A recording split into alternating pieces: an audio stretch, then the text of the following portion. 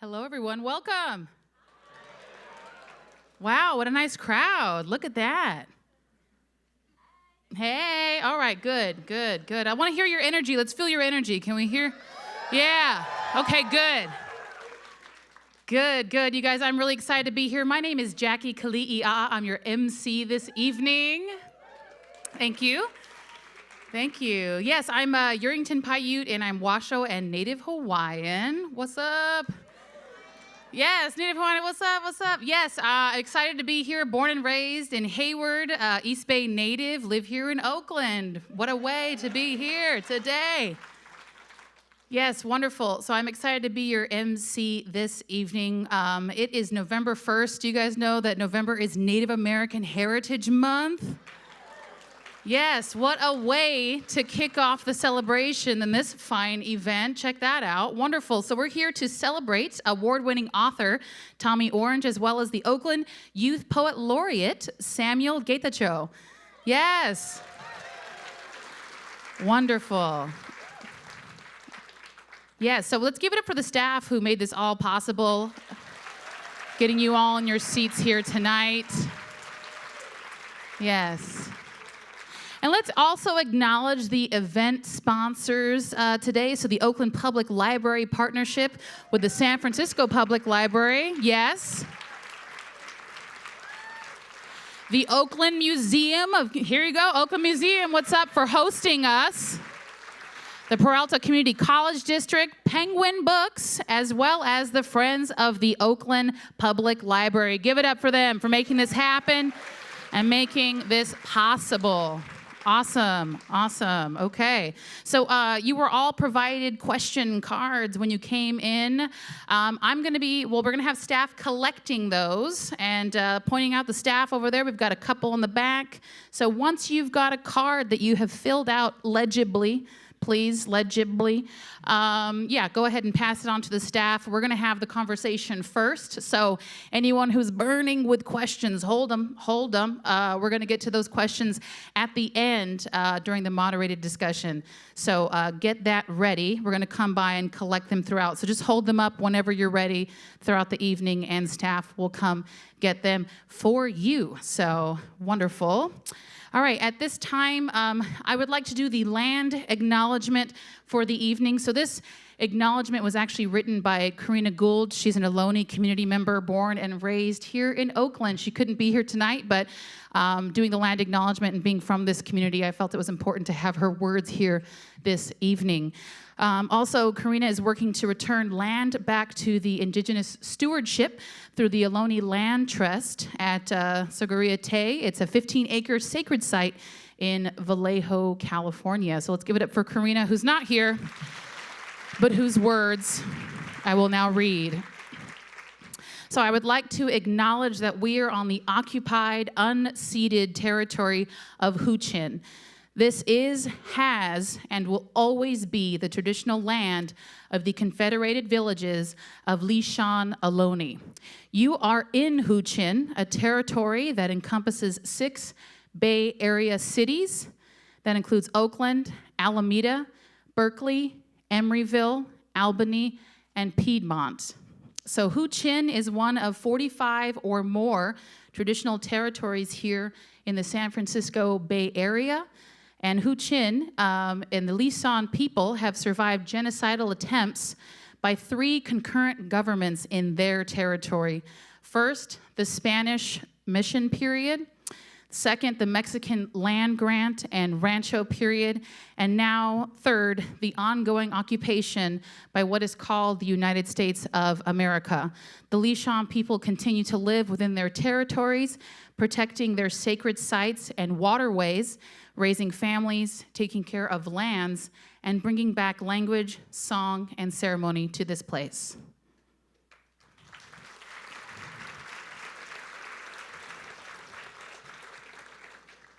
All right, so this is a little bit more information, and please go online and check out the great work that Keliiaa is doing. We're also accepting donations. You can just give me bills of money if you want. I also take Venmo. That was a joke. A few of you got it. A few are still waking up and waiting to get their bumper sticker back from their donation. That's happening soon. Okay, great. All right, are we feeling warmed up? Are we feeling ready? Are we ready for this performance that's coming up? Okay, great. So we're going to start this evening with a performance. I'm going to first start with the introduction, and then I will ask you all to give him a round of applause when it's time. Just a moment. I appreciate it. You're ready. You're ready to go. This one's good. What about you guys over here, huh? No one tried. There we go. Okay, I'm going to just do this because this is fun. All right, this side over here, you guys go as hard as you can. 3, 2, 1. Ooh, this side all the way over here, you guys. Far over here. Yeah, go for it. Okay. In the center. Who's got the energy? Honestly, you guys killed it over there. You guys killed it. You don't worry. You have a chance to, when he gets up here, you go hard, okay? Let's not hold back. Let's make this happen. So, your first performer this evening, I would like to introduce Samuel. He's a 17-year-old poet and writer from Oakland, California. He's a 2017, 18, and 19 Youth Speaks Teen Poetry Slam champion.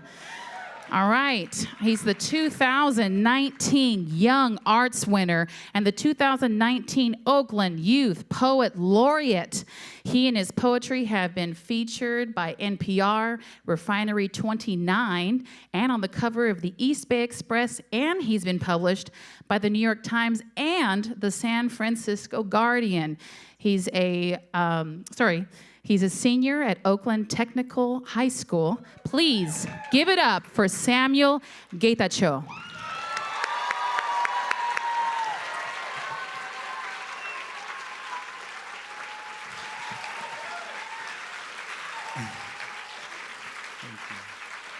Hey, y'all.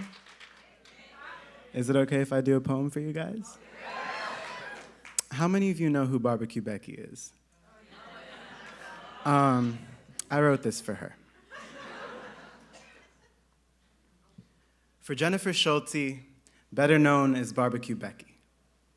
1930s America, the second black migration brings a large population of black folk from the South to California. Suburbanization, redlining, and white flight leave Oakland almost entirely black 2012. Oakland is named the third most dangerous city in the nation and the most dangerous city in California.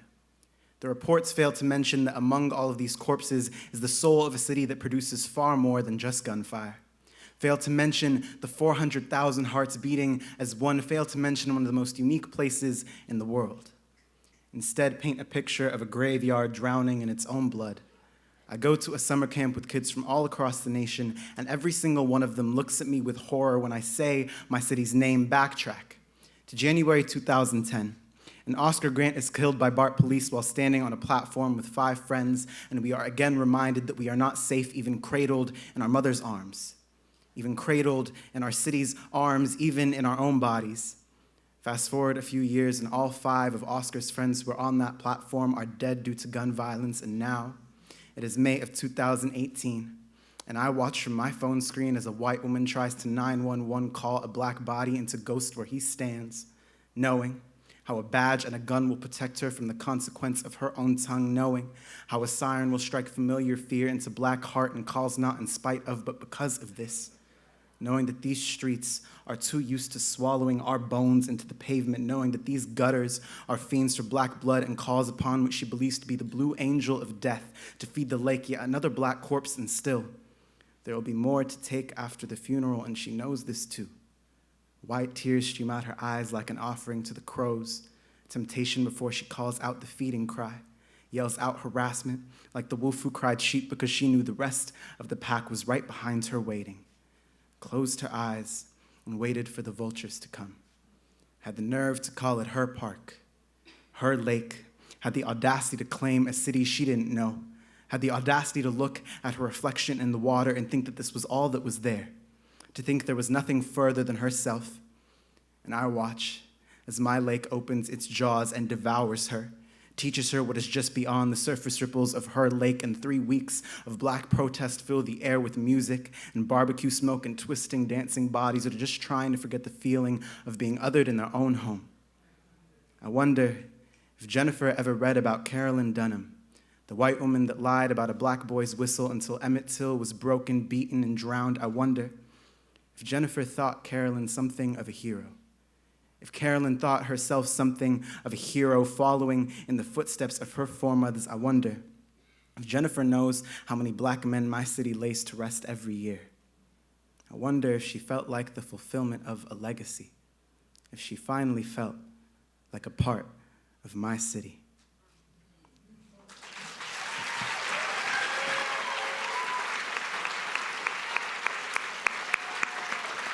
Give it up for Samuel. That was beautiful. Let him feel that energy. Give back to him.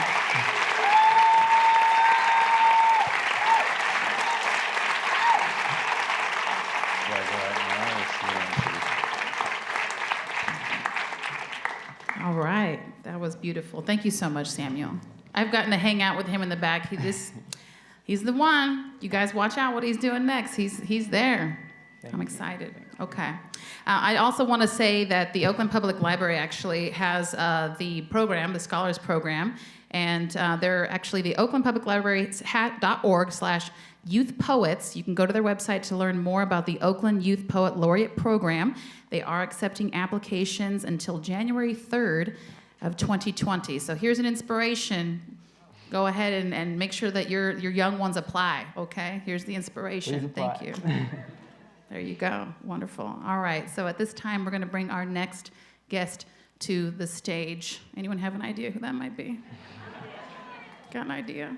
Oh, I heard it. Did someone say? Oh, okay. Good. I just want to make sure you're paying attention. Good. All right. This man needs no introduction, but we're going to give him one anyway. He's the author of the national bestseller, winner of the Penn Hemingway Award, National Books Critics Circle John Leonard Prize, Center for the first Fiction First Novel Prize, and an American Book Award from Oakland, California. Please welcome Mr. Tommy Orange.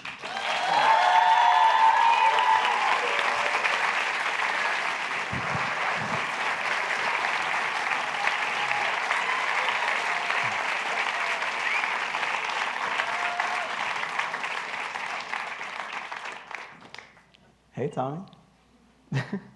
Did I turn it on? Yeah. Hey. Hi. Thank you for that. That was beautiful. Thank you. And I want to say thank you to all of you for being here tonight. I know this hasn't been the easiest week for everyone with the fires and the smoke and the power outages. And I just want to say thank you to you guys. Please give it up for yourselves for being here to celebrate Oakland and art and writing and community on this, at the end of this very difficult week. Please give it up for yourselves.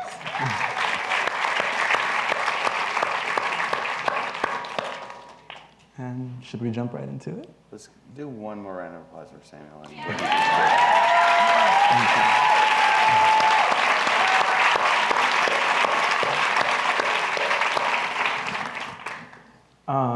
So, of course, obviously, incredible book, They're There.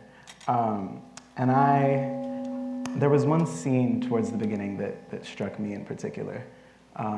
Is the sound okay? Is that like ringing? There's some like lightsabers. All right, so beautiful book. There was one scene towards the beginning that struck me, where Dean is getting ready to talk to that panel, and he's talking to like this quintessential white hipster, right? Like what we think of as like the gentrifier. And of course, like that is a huge part of gentrification, right? But gentrification is one of those issues that's so much more complicated than like one particular type of person. And like the characters in the novel largely are not from Oakland by lineage or by heritage. And like similarly, both of my parents are Ethiopian immigrants, and my family isn't from here by lineage or by heritage, but I feel like we're still from Oakland. So like, where do you draw the line between what is migration to Oakland and what is making a home out of Oakland and what's gentrifying Oakland?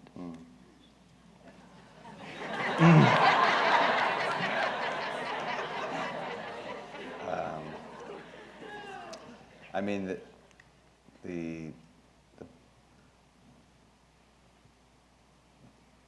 who I'm thinking of, because you're bringing up this particular character, and he's like trying to do possibly garbage art stuff, and like purely exploiting.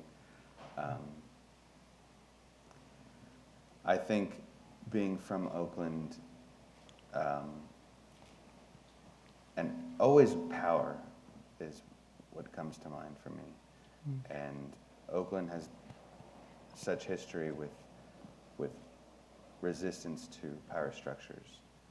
And so to me, like being from and how you're using it is everything. Who's saying they're from and why are they saying it? This is like people who try to write across difference. Like this is something that comes up in fiction. Or like, why are you writing outside of your own experience? Like, why are you doing that?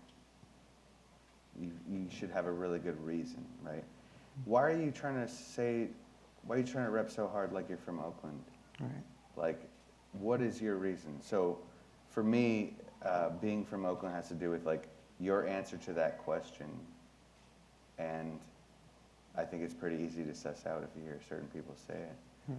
And if somebody's calling the cops on a church, and this happened around the lake too, on a church being too loud, like, if you're trying to say you're from Oakland, you're not from Oakland. Right. Do you think it's ever okay to write outside of your own experience? Do you think that, because like we've had, certain novels like The Help, which, I read it, I think I like read my mom's copy in like the back of a car one day, and was like so in love with this book, and I get to the end and I read the author bio and it's a white woman, and I was like, okay, never mind. But at the same time, like I still felt like it was a very well-written book. And so like I personally still struggle with that, right? Like drawing the line for myself. So where do you draw the line on writing outside of your experience? It's a really contentious moment right now. And there's a hard push.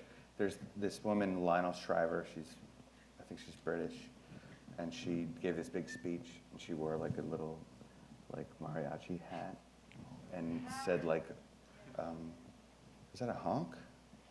Or is that just somebody supporting Lionel Shriver? She said, like, we as white people should be able to write about whatever we want because we have amazing imaginations. Or like, her writing is not even good. I think we're at a very particular time right now. Like, I think of Adam Johnson. I think he won the Pulitzer for his book about North Korea. And it was a good book. So Adam Johnson wrote a book, and arguably there's not a lot of North Korean narratives for reasons having to do with suppression, like severe suppression. I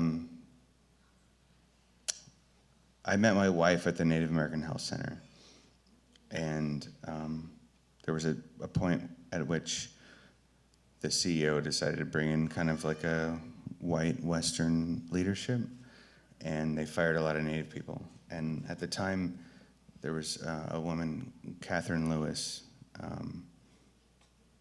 who asked some of the people working there who were white, like, why are you here? You need to know why you're here doing the work.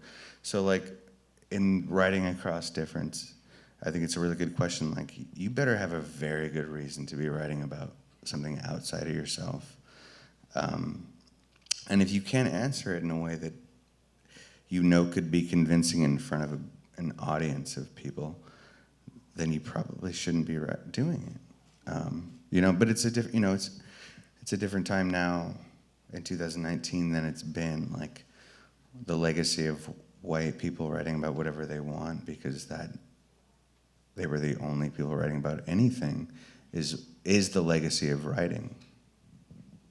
Do you ever feel, that's very true that for a very long time that white people were the only people writing about anything, at least in the sense that the only writing getting the chance to be distributed and consumed was writing by white people. But do you ever feel, as a very clearly not white author that writes about not white things, do you ever feel like this additional responsibility with the knowledge that you might be providing someone's first impression or even single depiction of Native Americans in literature?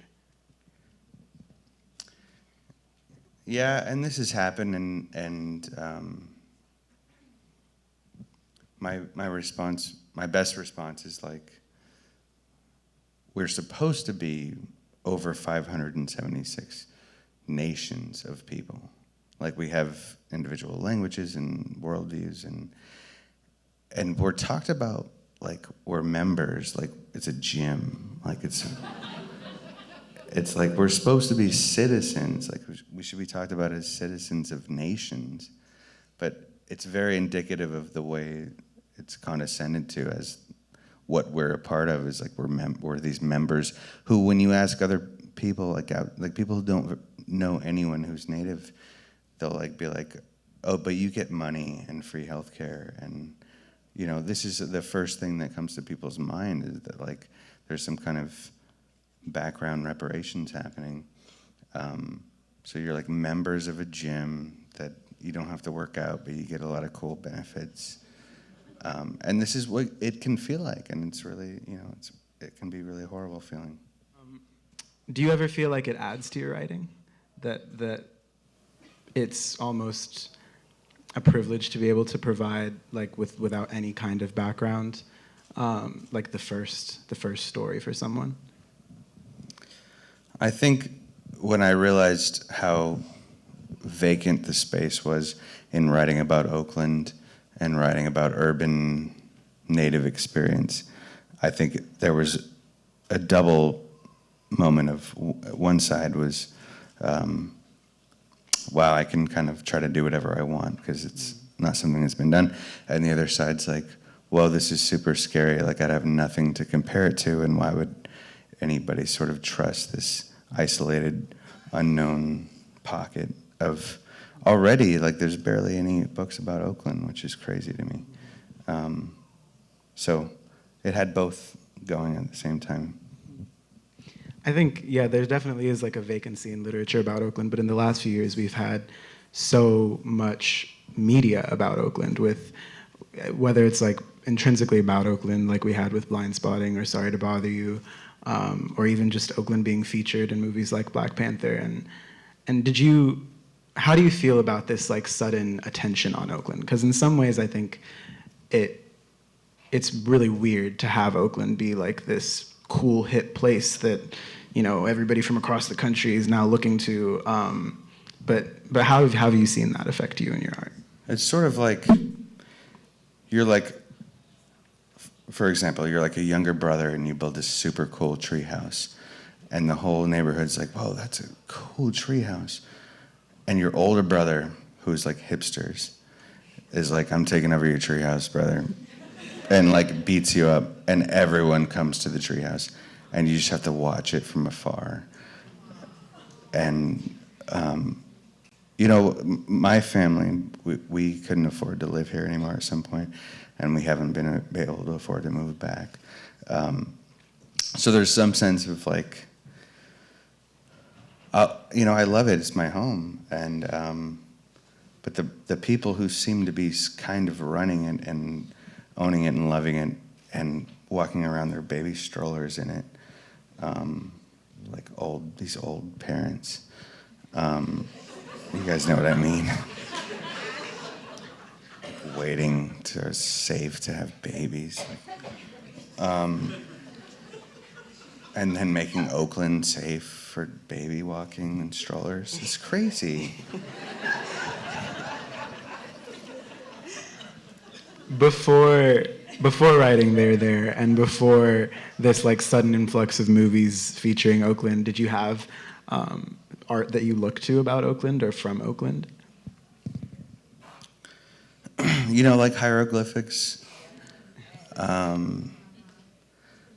They're you know, the coup, and there's like certain art that came from Oakland, but there wasn't that much. Even Fruitvale Station, I feel like it happened as a movie, and it was great, and I love that movie. And then it feels like all of the stuff that happened afterward around police brutality ignored that it started in Oakland in a big way. Like, to have that happen in Oakland and then like a major feature come from it, and then never name that name, because you name a lot of names. And this is, you know, it's not about naming names, but to leave Oakland out of the narrative feels like national attention suddenly just shifts back to the East Coast. And like, that just feels like what happens in literature and happens in movies. Like, for some reason, we can't keep attention over here. I think that's really interesting for me to think about, because like I often forget how little other people know about Oakland, because this is just my life. You know, like it's hard to think or to understand that there's people who like know nothing about Oakland, or who don't think about Fruitvale Station, or who don't think about Nia Wilson every time they pass MacArthur Bart. Like it's hard for me to comprehend that, because so much of my life is that. And I think that this goes back to this idea that even Edwin in the novel stated of the problem. He said that the problem with Indigenous art is that it's stuck in the past. And I think like for me, even like performing that poem about Barbecue Becky like over a year and a half later, I often feel like nervous beforehand, like, do people want to hear about this anymore? Like, is this stuck in the past, or are you gonna tell me to stop complaining like we do with so many past injustices? How do you, is the idea that Edwin stated of the problem with Indigenous art being stuck in the past, is that true to how you feel, or is that something that you wrote separate from yourself?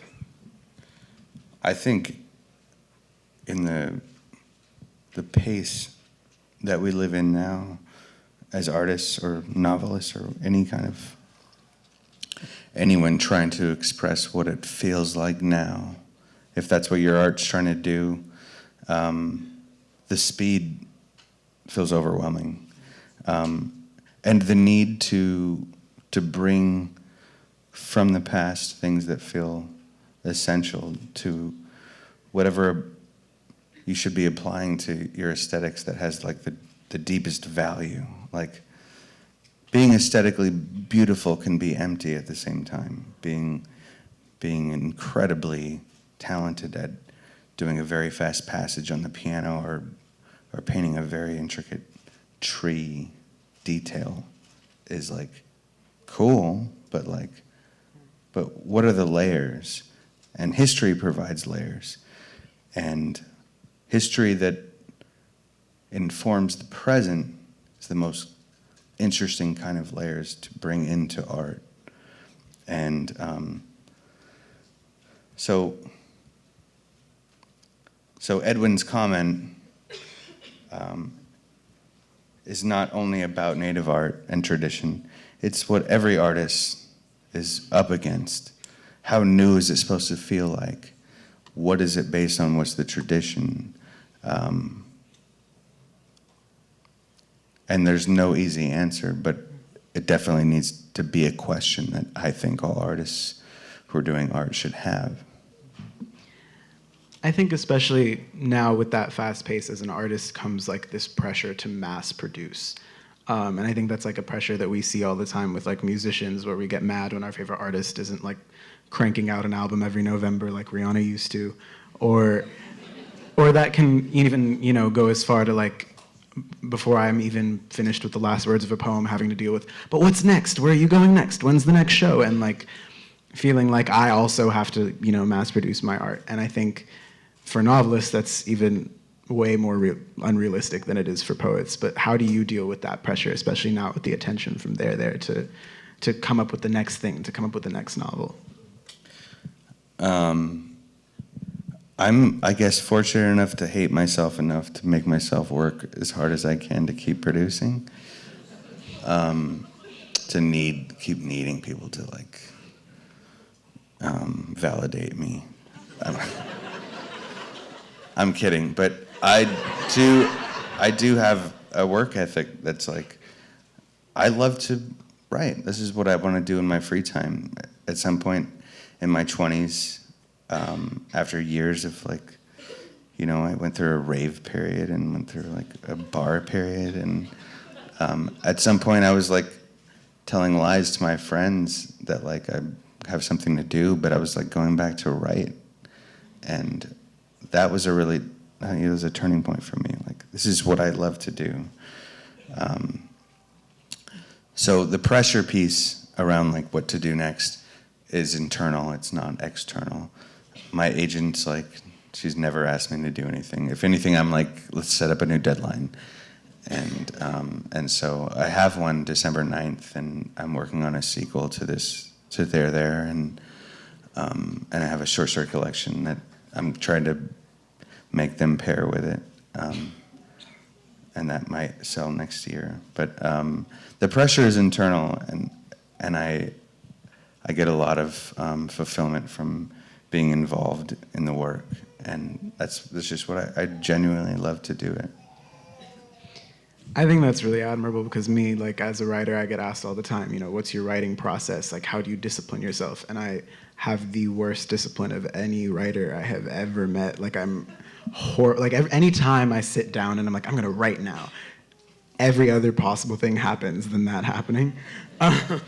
So how do you discipline yourself? Like, what's your daily process like for writing? Well, my life is not very consistent anymore. I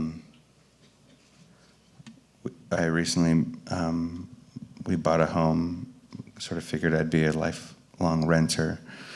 But I've spent like 7 days at home out of the like 40 days we've had the home.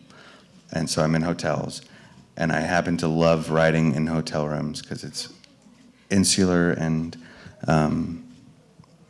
it just feels very private. Sorry, a brief aside. Did Keliiaa leave? Yeah. Oh, I wanted to give a shout out to a young friend who came. I'm sorry. Felix. My son Felix, I was supposed to give a shout out to both of them.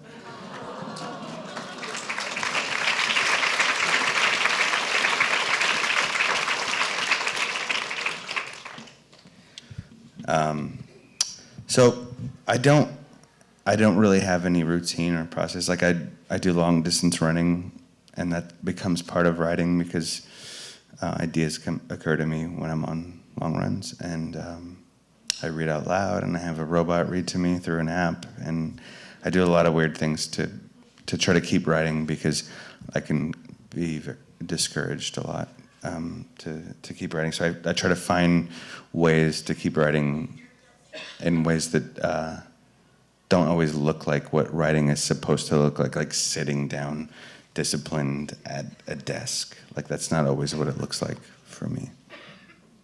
How long, and we talked a little bit about this backstage, but like how long did it take you to start considering yourself a writer?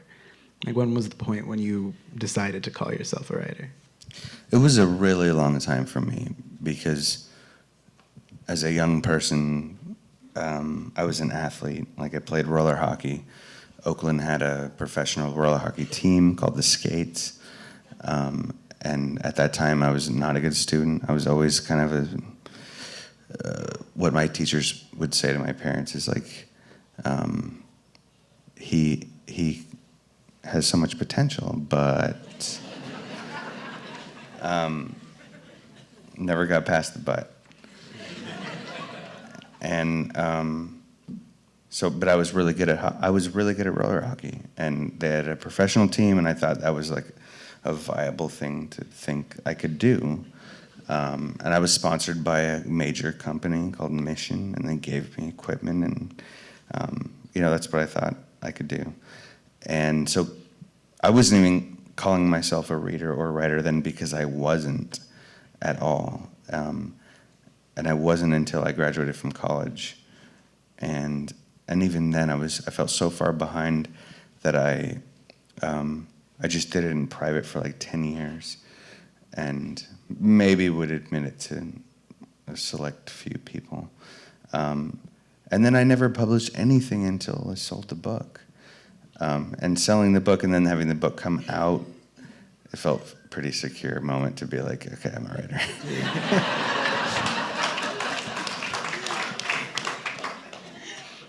So, I mean, I'm 17, I'm a senior in high school. And when you were 17 and a senior and playing hockey, and if somebody had told you that you would become a writer, what would your reaction have been? Like, and also like, how did you view writing and authors at the time? Zero view. I was like, I got kicked out of high school. I went to Bishop O'Dowd. I got kicked out my junior year. At the time, my parents had divorced. We were living in East Oakland, like below 580 on 35th on Humboldt, like off School Street. And I was riding the bus home with kids from Castlemont, And I hated high school. Like, I was called racial slurs for being Chinese and got in fights for that. Every morning before school, I would drive my sister to work at Walgreens the opposite way, and then came back in traffic. I had to drop my niece off daycare. And I got kicked out because of being late too many times. And so it was a really, like, it was a hard time of my life. And I lost track of your question in telling some darker points in my life. Sorry. What would 17-year-old you have thought about you becoming a writer? Oh, stupid. It was just nothing artistic or academic. I didn't have a single conversation with my parents about going to college. And me and my sister and my older sister, we all got kicked out of high school. My older sister's for worse, less noble reasons, not to make mine sound too noble. I liked sleep, and I slept in a lot too. And one of my best friends and his older brother, we all got kicked out from ODAD same junior year, kick out. What I would have thought about, I mean, books that I was supposed to read at the time, were, I was like, this is kind of cool, but I don't know what it means to me. If everything I read felt so far outside of my experience that it's like, okay, I can memorize enough of your guys' shit to get a C, and that's all I needed to do to not flag attention, maybe attention from my parents. What was the first thing you read that didn't feel that way, that you did find yourself in? I worked at a used bookstore after college. I got my undergrad in sound engineering, and my whole education was in analog recording in 2004, and basically realized very soon after graduating that the MP3 was going to sweep, and the digital age of recording was going to sweep everything that I learned under the proverbial rug. And it did. It all was pointless. I learned reel-to-reel, recording on these big, knob strips of IOs. And so I was working at a used bookstore, and I fell in love with fiction. I'd been reading a lot of philosophy and religion, and Kafka and Borges were early influences. But ultimately, a lot of work in translation is what inspired me. I think there was something about this outside experience that I didn't necessarily connect to Native American books because they were about reservations and I was from the city. There was something about foreign language translations from around the world that I connected more to those narratives than I did to American ones or to even Native American ones that initially brought me into the world of fiction and eventually writing. I think that I mean, I don't want to speak for what that was for you, but I think for me, that would make more sense also because, there's this constant feeling of otherness where I am. And so reading something that is also outside of where I am would provide that kind of, that relativity.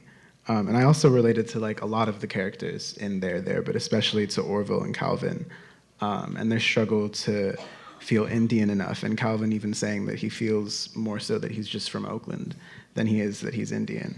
And I think that that's super interesting, me being Ethiopian and always being told that I wasn't black enough, and this weird paradox of trying to feel like you're enough of something that you very undeniably are. And was that something that you struggled with growing up? Did you see yourself in Orville or Calvin? For sure. I mean, I felt myself so much like at home in Oakland, especially on the block that I grew up on. I had 7 different families and friends that were all biracial, like strictly biracial. Like, so being biracial and being from Oakland felt like it was the same thing. Like that feels like what I am. Like that feels like what Oakland is supposed to be. Going back to where my dad grew up in Oklahoma, I was like, you're not Indian enough. Like, you're from the city. How you talk is funny. What you think about is funny. How you dress is funny. And then like going to this private school in Oakland and being called Chinese, or like playing in hockey tournaments and being called racial slurs for being Mexican, like all these misunderstandings. But feeling like so much at home and looking like I don't know what you are, you know, amidst friends that are like the same, have the same experience. That was a really distinctly Oakland feeling for me. And it's about a specific time in Oakland's history, and more and more there's going to be further complexities. But Oakland is such a sort of mecca for biracial community. And I feel like I lived that, and that's part of what I was writing into, but the sort of the native version of it. When did you stop feeling like you had to struggle to be native enough?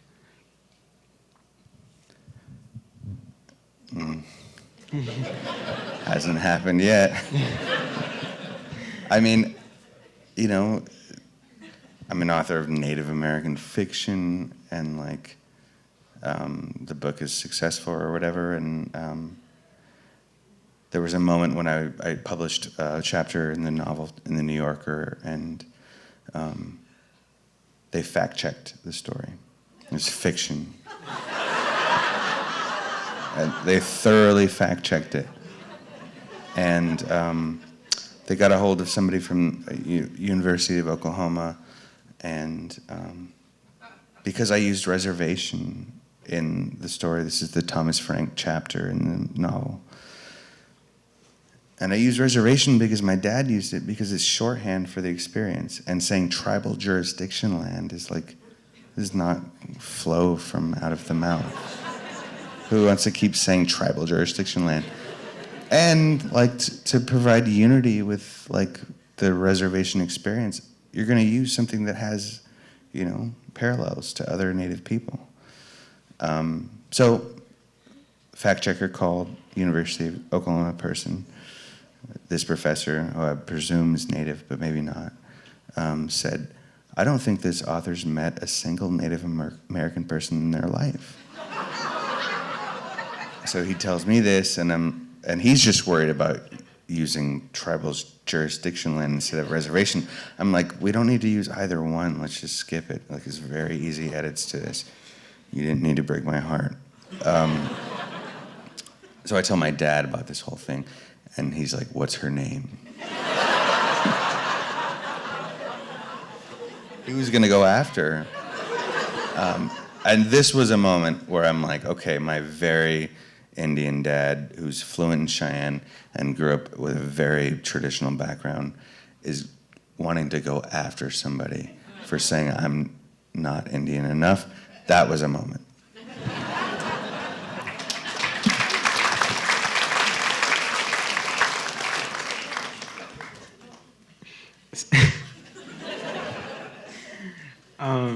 So often in like literature and all media, really, Black or brown youth or indigenous youth aren't really depicted in any way other than what makes them other.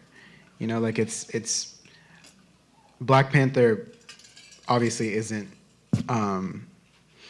like some extreme leap and bound for African representation, but even then, like, it was the first movie, even where the characters were from a fictional country, where I was able to see a representation of an African woman that wasn't a slave or a punchline.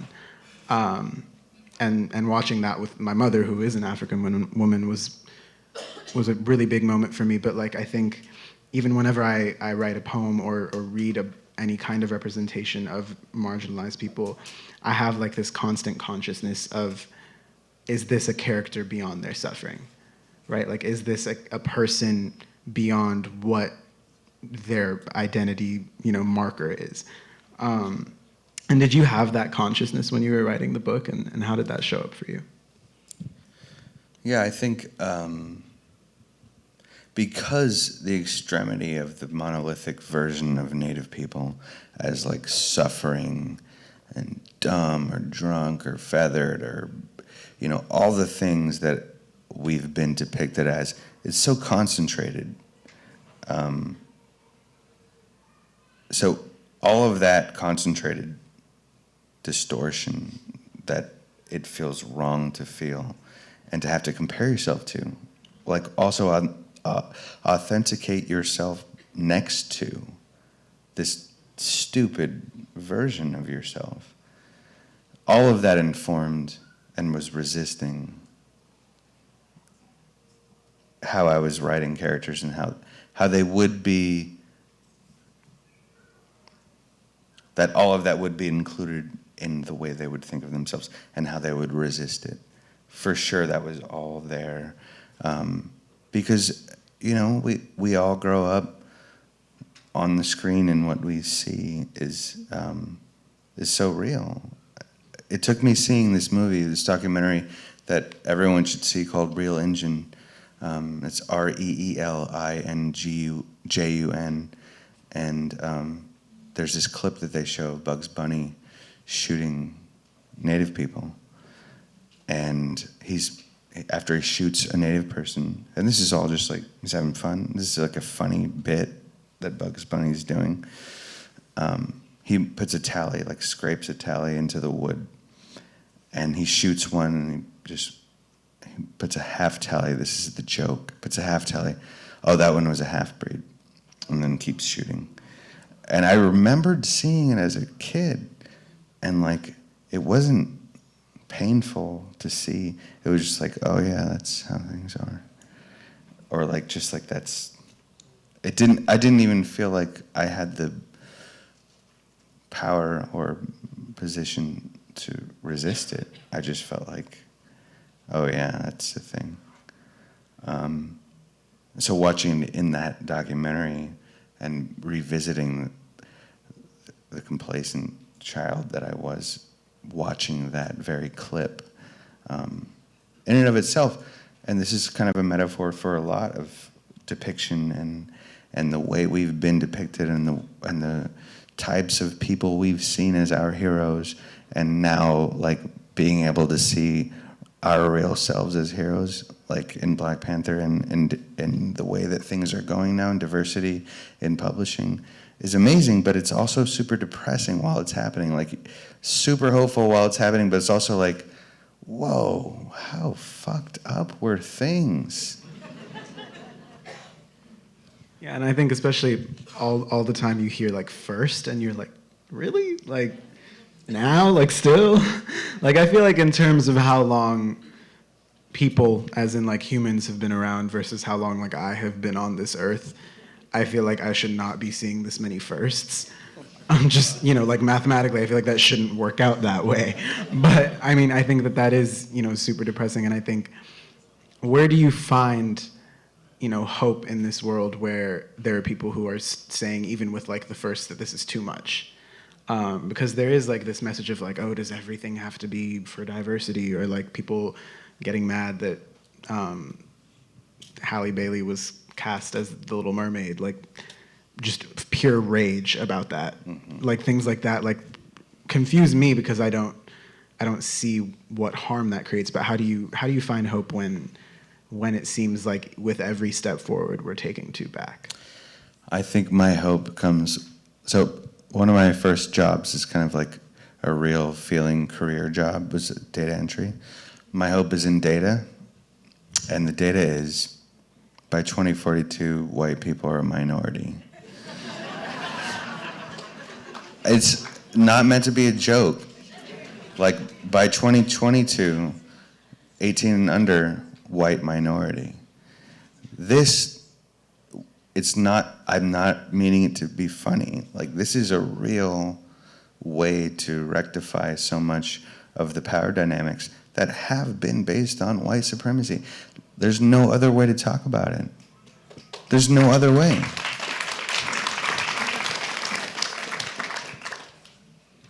Until that day, what do you think, that mystical day on the horizon, what do you think is the most effective thing that we as writers and artists can do? I'm naive enough to believe that art can do work. It's not on the same level as things that people in politics can do and activists can do, and I commend them for doing that work. I could never do it.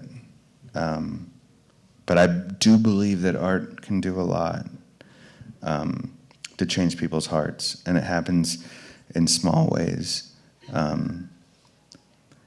And so this makes me sound naive and maybe even self-serving, but that's what I believe in. I don't have answers outside of that. I'm being told I only have time for one more question, so I'm going to jump to one of my last ones that I really wanted to ask. James Baldwin says that children have never been very good at listening to their elders, but they have always imitated them. And I think, you know, growing up now and getting ready to graduate and to go off to college, I'm like realizing more and more that I really am just my mother. Like, it's terrifying. Like everything from like the little things that I do when I get home to like the way that I put the dishes away, I'm like, oh my God, I am my mother. But I think also it's a little scary in this time when the example that has been set for my generation isn't exactly the best. To think that I unintentionally might become an imitation of that. And so what is the example that you hope to set for younger generations with your writing and even for your own children? I think I'm not very good at self-promotion, but I do know that I work hard at writing, and I do that work because I know what comes of it. I think something that writing specifically never is called to account for a level of discipline, something that I've found first through music, or first through athleticism and then through music, have found what you can do through discipline. And what I try to instill in students that I work with as a writing teacher is that writing is a discipline, and like it's not waiting for a muse, and it's not like, sometimes it gets put in this other category, but it's like the concert pianist trying to play a Rachmaninoff piece waiting for the muse is the worst player in the competition.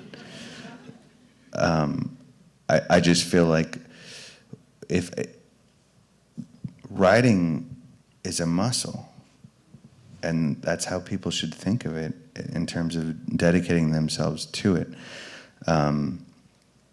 That's just maybe one thing that I've learned that I feel like seems obvious in terms of artistic discipline, but doesn't seem obvious in the writing world. It feels very wishy-washy or something. Do you know what I mean? Yeah. Thank you. Thank you all so much.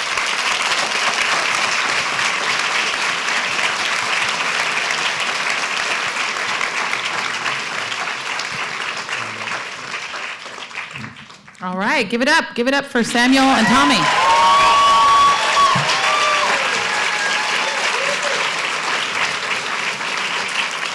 So we're at the moderated Q&A session. So if you haven't yet giving your card to one of the staff, please do that and they'll bring it up. But I've got a few already loaded here, so. Oh, this is the Q&A part. Yeah, do you guys want to do it? We can just keep talking. No, it's fine. Thank you, Samuel. Thank you.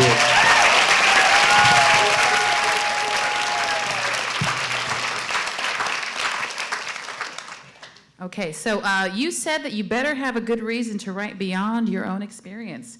What is your reason for writing in a woman's voice in several of the chapters of your book? I threw a hot one. I'm so sorry, Tommy.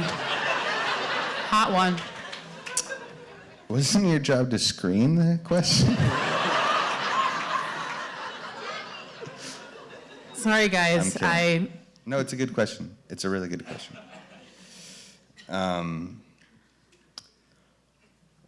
It's a hard question to not elaborate on to some extent, but I'll try to be short about it.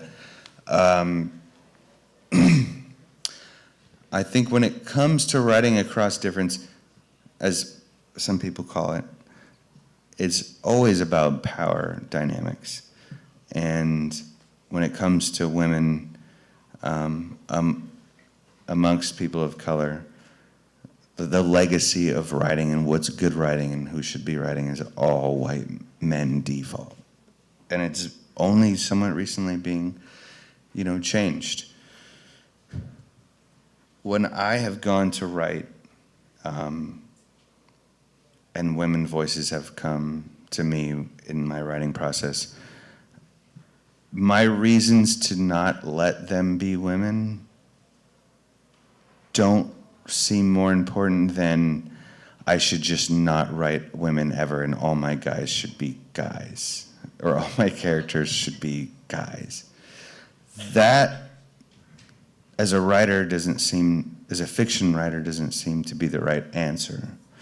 What the right answer seems to be to me, as a writer, ethically and aesthetically speaking, is like, do the most honor and trueness in the revision process that I can.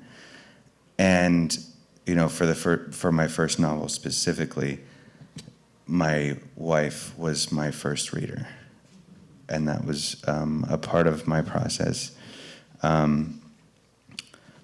I think there's a really long legacy of men writing really bad women. Yes. So it's a scary thing to do. And I can't say definitively like I did it right, but I don't think in terms of the men writing women and women writing men, I think women usually do it better and men do it much worse. And I just tried, and that's all I could do. All right, thank you. This is just a selfish one. Why is Jackie spelled with a Q and not a K? I didn't know you when I started the book. Good answer. Okay, this other question here. Samuel mentioned that for every step forward, we take one back. Do you feel that's true here in Oakland, and why? As a city? I would imagine, yeah, there was no. I don't know, the steps forward and steps back. I feel like the stroller steps forward and the moving out steps back feel very qualitatively different, and you can't really they're not the same types of steps. What do you think about that, Samuel? I mean, I did say it. I do think in certain ways that it's true. I think you can't always compare the steps. I've lived in the apartment building that my family and I have lived in for the past 10, 11 years, and watching it get progressively wider and watching more and more very large dogs move into what was previously a no pets building has been an interesting experience. I think a lot of the time I don't necessarily see, at least if we're talking in the context of gentrification, I don't necessarily always see what other people might see as steps forward the same way. Right. I think that they're steps in a direction. I don't think I know what that direction necessarily is. And I think whether you call it a step forward or a step back really depends on which way you're being pushed. And I think for me, the way that me and my family are being pushed with those steps is in the direction that would lead me to say a step back. Thank you. So I was struck by how the characters often looked at their reflections in things like television screens. Can you speak about that? What does it say about Native people or Native youth? We're vain. Okay.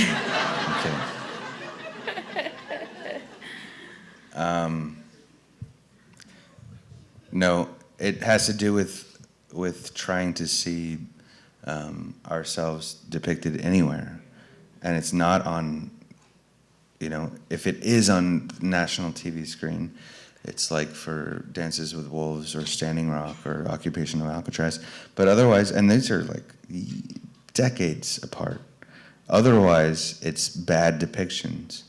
And so these characters are trying to find ways to think of themselves with feeling and looking like what they want to consider themselves as.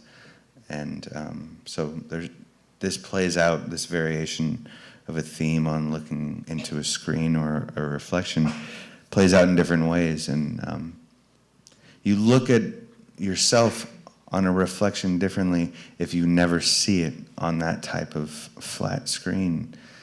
You look at yourself differently and need something more from it than if you regularly see it, like a lot of people do. So how did you initially land on the premise or structure of There, There? And can you share what it was like for you growing up in Oakland? I know both of you touched a little bit on this, but if there's other things you want to add. That's one question? Yeah, people, it's a lot. It's many questions. They're separate. Like you're supposed to be separate. I was driving down with my wife to LA and just found out I was going to be a father. We were going to see this crazy pianist named Chili Gonzalez,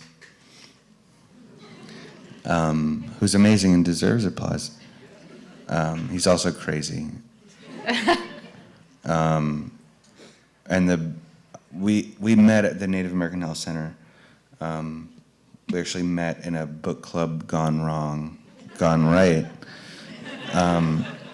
There were supposed to be more people in it, and then it was just us two. And the rest is history. We read James Welch as one of the first books that we read together. Anyway, we were driving down to LA for this show, and the book just popped into my head. The premise being, and I worked in at the Native American Health Center in Oakland for almost 10 years. And the premise was just that characters' lives would converge at a powwow at the Oakland Coliseum. And so from there, I wrote into it for the next 6 or 7 years. So that's how I came up with it, I guess. The next part of the question feels harder than I want to answer. What is it? Can you share what it was like for you growing up in Oakland? This is something you both shared a little bit about earlier. You can add more. Yeah, so it was kind of spanned a spectrum. My first 5 years were like right above 580 up 35th. I went to Redwood Heights, and then we moved near the Diamond District, kind of between Glenview and Diamond, and this is where I lived. This is like most of my childhood, and this is where I referenced all these biracial families that whose lives I was a part of, and so friends with them to this day. And then my parents divorced, and we kind of moved around a bunch. And so, the range of experience in Oakland, it really went all over the place. Lived in just mostly East Oakland my whole life, and was always sort of lower middle class. But always just, with this love of Oakland and always feeling like I was taken care of, and like I was a part of it in a really legitimate way.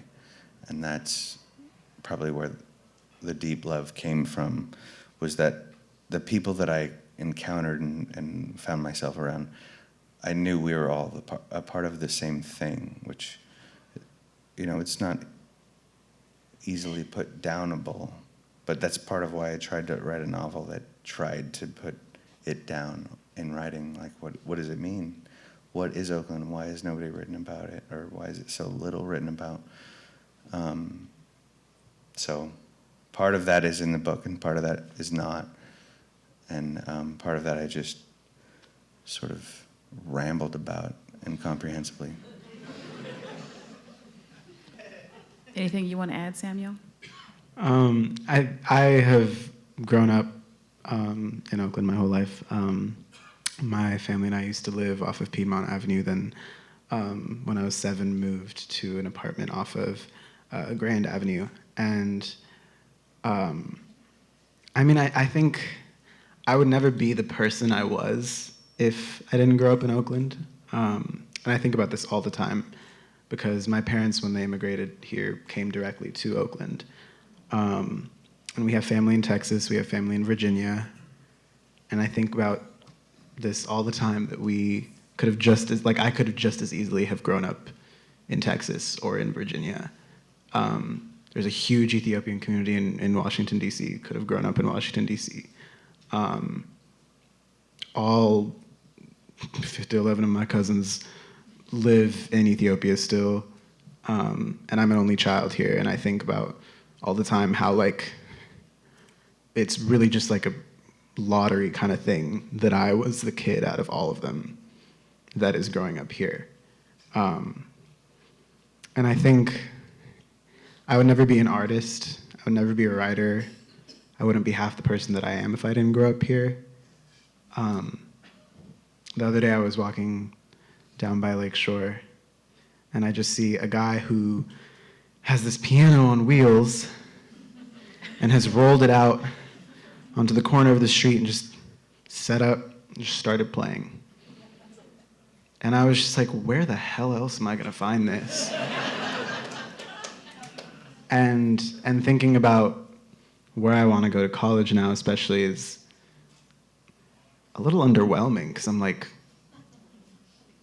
New Haven, like what do you have?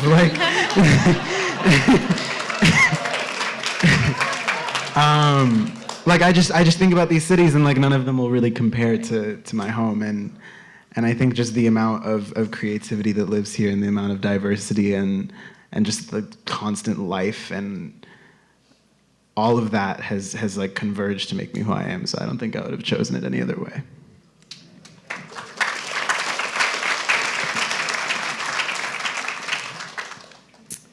Have you licensed the book to be made into a film? If so, how do you feel about that? I have sold the TV rights to a certain 3-letter network.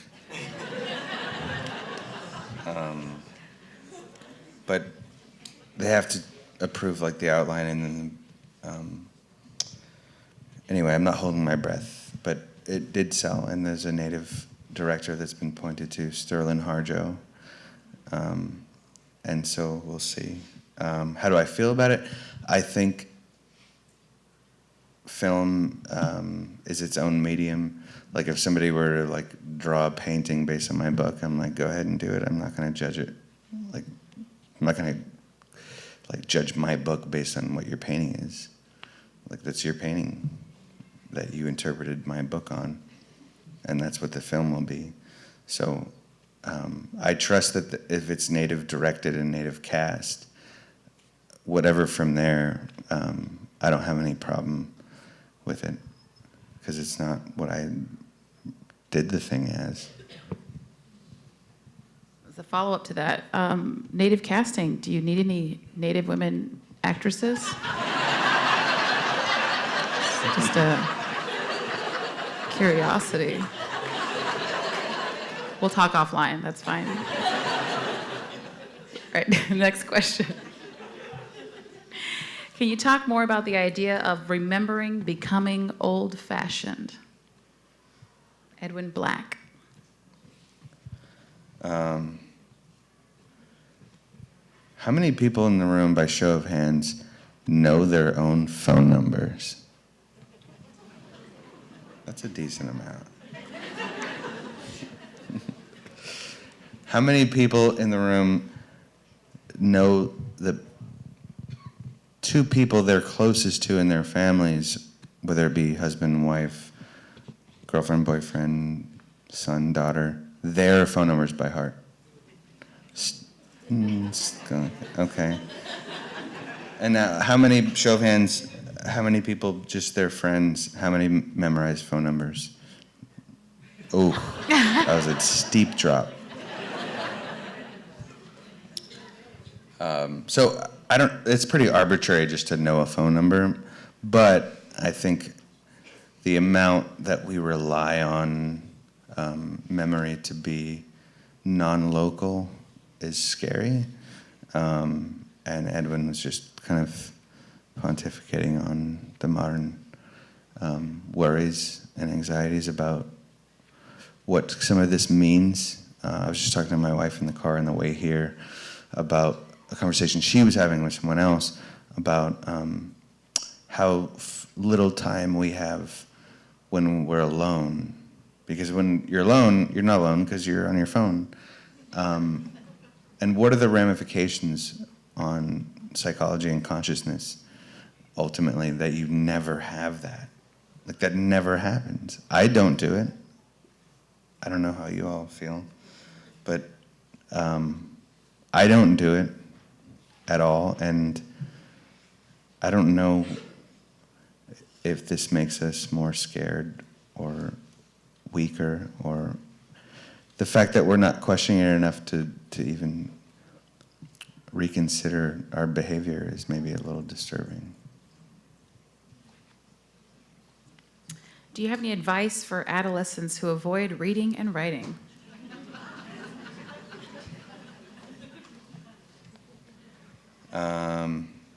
Well, I wasn't a good student growing up, so I would never try to push hard on anyone who wasn't into it.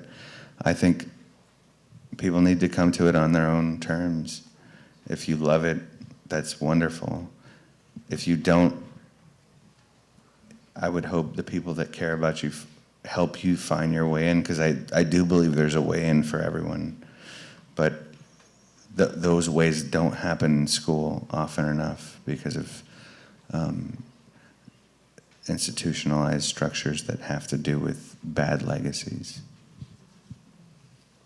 Anything you want to add, Samuel? Definitely to add on to it,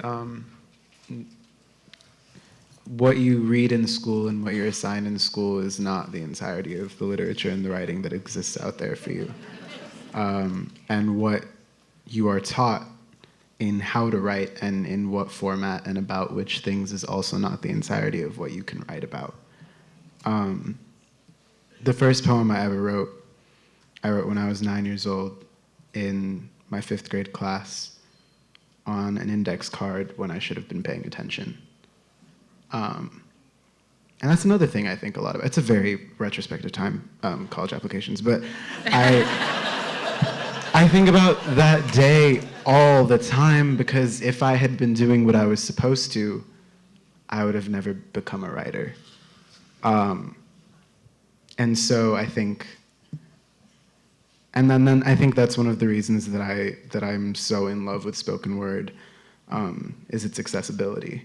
You don't need to pay anything or have some kind of like deep understanding of metaphors to be able to just like watch someone perform a poem. You don't need to buy a book to do that. You don't need to have hours and hours of spare time to read to be able to do that. And so I guess, yeah, my advice would be that the writing that you are presented with and the opportunities to write that you are presented with are not the entirety of what exists out there for you. And I agree with Tommy that there's a way, an entry point for everyone.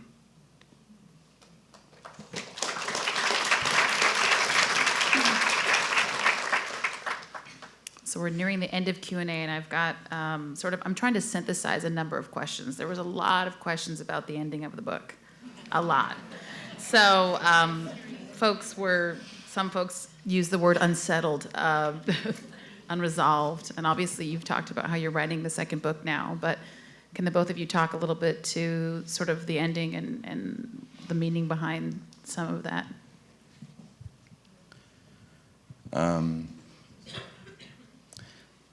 So I hadn't planned on writing a second book. When I was finishing the book, I was literally watching on TV, where we never are, elders being shot with rubber bullets, praying for clean water at Standing Rock.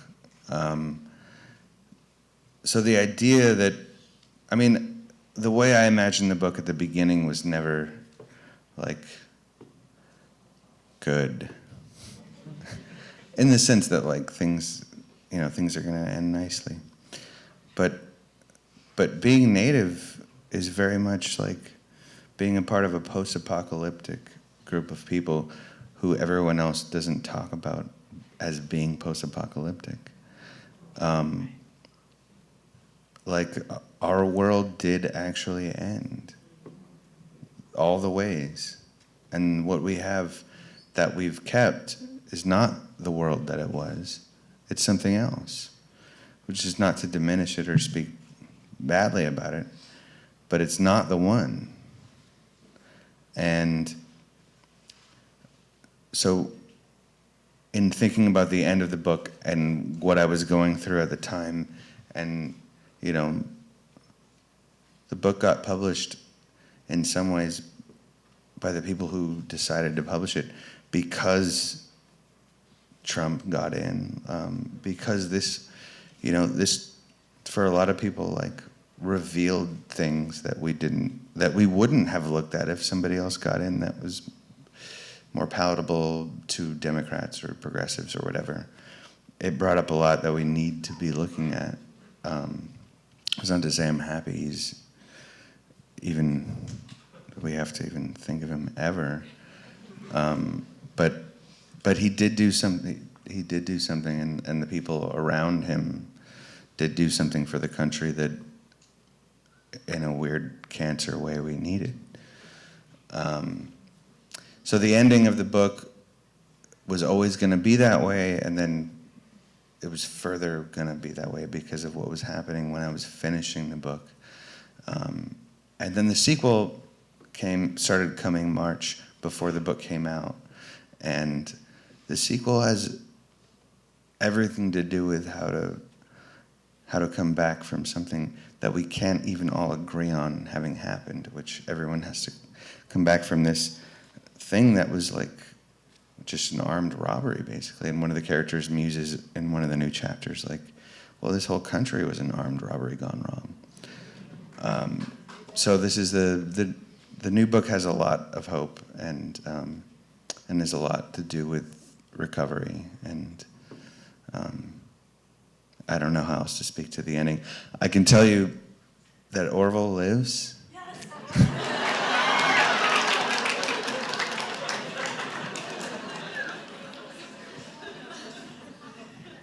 I just have to share that I was reading that book on a plane, which was that last chapter. Not a great time to be reading the book, and just bawling, on my way back from Austin, Texas. And but I'm just so happy that the work exists, and as an urban Native woman, we don't see ourselves on anything usually. I got a lot of the Chinese and Mexican racial slurs growing up too, so we have that in common. But I do appreciate, I'm so glad he lives. Thank you. Do we have time for one more question? Should we make it a fun one? Should we yes, please. Okay, this one's a fun one. This is for both of you. What are your favorite sports? A, baseball. 2, oh sorry, it didn't say 2, it said B. Should we stop? Do you want me to just eject this one? You can't say what are your favorite sports and then only give certain options. You have to choose. Okay. Oh, you have to say out of. What are your favorite sports out of? Okay, see, look at the writer is correcting your work. I'm not sure who asked this question, but this turned into a classroom setting. You don't get credit. I'm so sorry. Go ahead and, you know what, what's your favorites? Both of you, what are your favorite sports? How about that? That's how we're gonna wrap I want to hear the options now. Okay, so A, baseball, B, hockey, and C, tennis. Can I add what's in parentheses? It says, you look like a hockey player.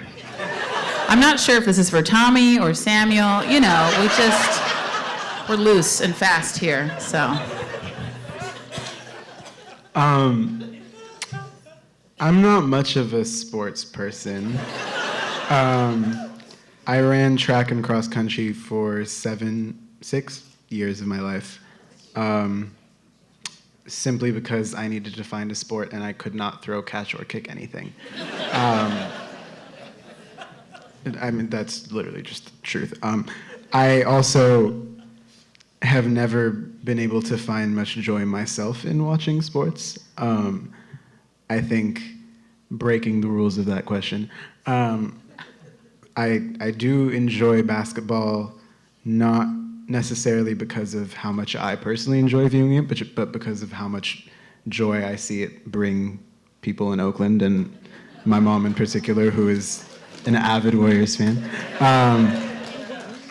And even of those options, for the same reason, I'm going to go with tennis, just because of how much joy I know it brings so many black women to watch Serena Williams.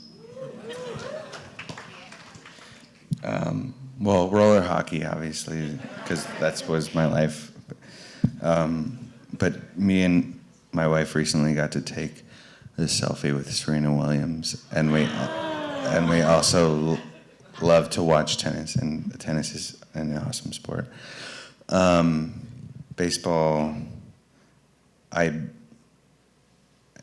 kind of died for me. It's when they went on strike when I was a kid. I used to love it so much. And they went on strike, and I was like, really? You getting paid to play? And you're gonna stop? That really did a number on me. But I got to throw the first pitch at an A's game for the Native American Heritage Night recently, and it sort of rekindled a lot of... Good. Well, thank you so much to both of you. Please give it up for Tommy Orange and Samuel Getachew. Oh, we got a standing ovation. Thank you.